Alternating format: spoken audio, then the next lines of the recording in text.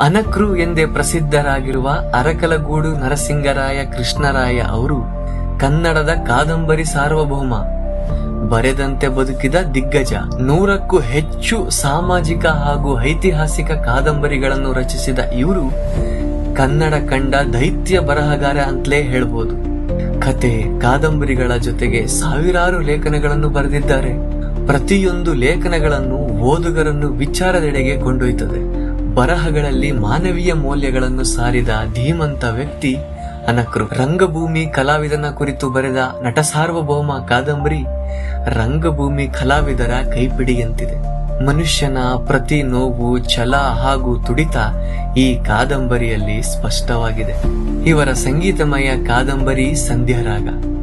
ಇಡೀ ಕಾದಂಬರಿಯು ಸಂಗೀತವನ್ನೇ ಜೀವಾಳವಾಗಿಸಿಕೊಂಡಿದೆ.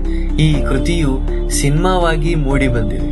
ಡಾಕ್ಟರ್ ರಾಜ್ಕುಮಾರ್ ಈ ಚಿತ್ರದಲ್ಲಿ ಅದ್ಭುತವಾಗಿ ಅಭಿನಯಿಸಿದ್ದಾರೆ.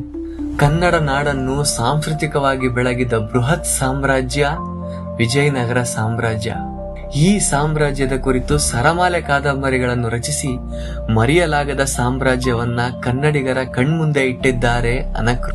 ಇವರ ನಿರಂತರ ಕನ್ನಡ ಸೇವೆ, ಬರಹ, ಹೋರಾಟ ಕನ್ನಡಿಗರ ಮನದಲ್ಲಿ ಶಾಶ್ವತವಾಗಿರಲಿ. ಕೃಷ್ಣರಾಯರಿಗೆ ಜನ್ಮದಿನದ ಶುಭಾಶಯಗಳು.